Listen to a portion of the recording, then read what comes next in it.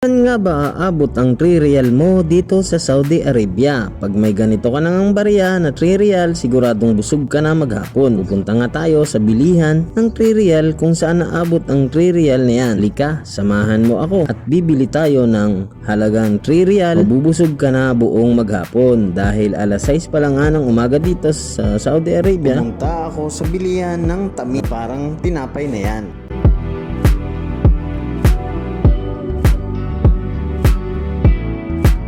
Yan nga pala ang tinapay na yan na para siyang toasted bread na niluto sa pugon.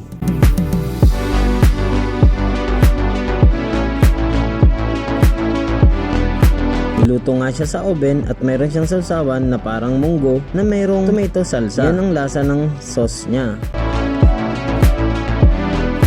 Toasted nga pala ito na dahil niluto ito sa oven o pugon dito para siyang toasted bread, tapos isasawsaw mo siya sa sausawan na parang munggo na mayroong tomato salsa. Yan ang lasa niya. Masarap naman siya. Siguradong mabubusog ka rin dahil for only 3 real lang yan. Yung tamis o yung tinapay na yan ay halagang 1 real at ang sauce naman ay 2 real. Siguradong mabubusog ka dahil sabi nila yung pagkain daw na ito ay galing Pakistan. Pakistan daw ang origin nito. Kapag kumain ka na nga yan ay pwede ka nang di kumain maghapon dahil busog ka na, promise. Alam na yan ng mga dating OFW dito sa Saudi Arabia. Yan ang pinakamura at masarap na pagkain dito sa Saudi Arabia. Siguradong busog ka na, nakatipid ka pa dahil real lamang yan.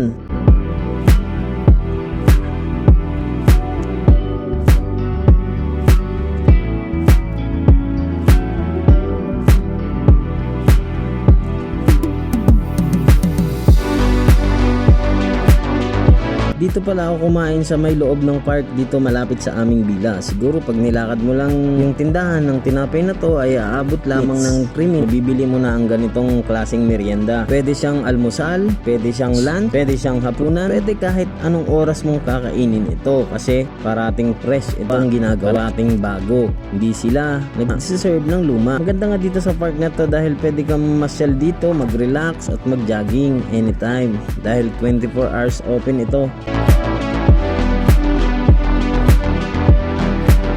Maraming nga rin pusa dito at maraming uwak. Maraming salamat sa panonood ng tinapay. Sana magustuhan nyo tong video na to. Pwede nyo bang i-like and share at mag-iwan ng bakas? Let's go!